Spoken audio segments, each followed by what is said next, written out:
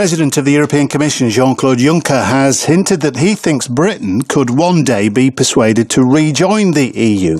He was speaking at a news conference in Brussels at the end of today's meeting of 27 EU leaders. In other words, everyone apart from Theresa May. I don't like Brexit because I would like to be in the same boat than the British. The day will come when the British will re-enter the boat, I hope.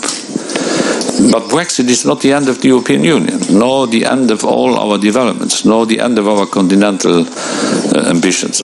Well, also today, the lead Brexit negotiator for the European Parliament has said he wants to make sure British people can keep some of the benefits of EU citizenship after we leave the Union.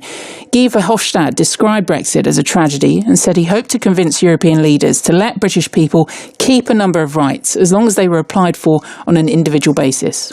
Many UK citizens say, I want to continue to have my European citizenship. And I think that we need to examine what type of special arrangement we can make for these individual citizens who want to continue their relationship with the European Union.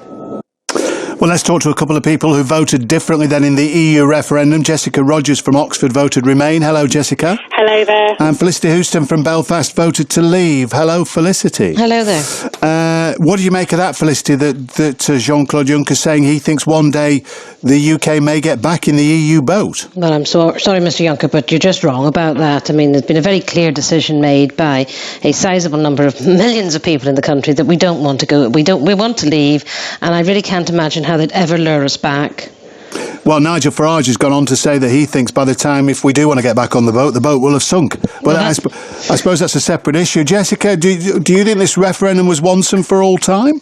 No, I hope not. I mean, yes, there were a number of people, the majority voted to leave, but actually a sizable number of people also voted to remain. And, you know, since the vote, a lot of people have said that they felt they'd made the wrong decision or they voted for the wrong reasons. They voted because they were misinformed. So I hope that isn't the end. Yeah. I mean, what about Guy Verhofstadt and what he's had to say then about some, basically holding out a hand of friendship to some, particularly those, I guess, Remainers who want to retain some sense of European identity. Do you think that's feasible? I'm not sure how feasible that is, to be honest. I mean, I think it's great, and if he can do that, then, you know, that's brilliant. But I can't see how that is actually really feasible, and I just wonder if it's just, I don't know, somehow a sweetener as they enter into negotiations. Well, Felicity, do you see that as a weakness, that there is going to be some kind of middle way found here rather than an absolute break from the European Union? Well, I don't really know what he's offering, what he means by that. I mean, the other thing is... He's not going into too much detail, to be fair. I think it's more a notion. Wishy-washy, doesn't it? And we can all be friends. And of course, I mean, we don't want to cut off relations with the EU. We just don't want to continue to be part of it. But I mean, Verhofstadt isn't actually one of the negotiators. He's there on behalf of the European Parliament, but he's not part of the team that will be doing the negotiation. That's Barnier and his group. So I'm not really sure quite whatever he offers us or suggests. It all sounds very nice, but I'm not really sure what relevance it has to what's actually going to be agreed in the end.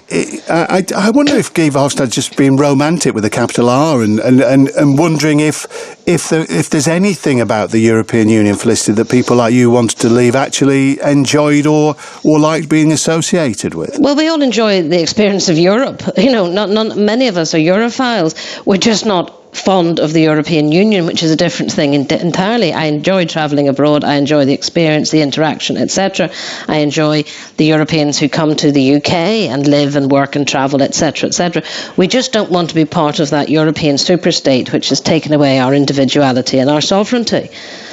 Yeah, a text here from Don, I think it is. Just because we're no longer in the European Union doesn't mean that we've moved continent. We are still in Europe. Europe was there long before the European Union. Jessica, just finally and briefly, are you one of many, do you think, who will hold out hope that another referendum might take place one day and that Britain might reverse this decision? Yes, without a doubt. I think that the decision was made without enough information. I genuinely think that a second referendum would be a good thing.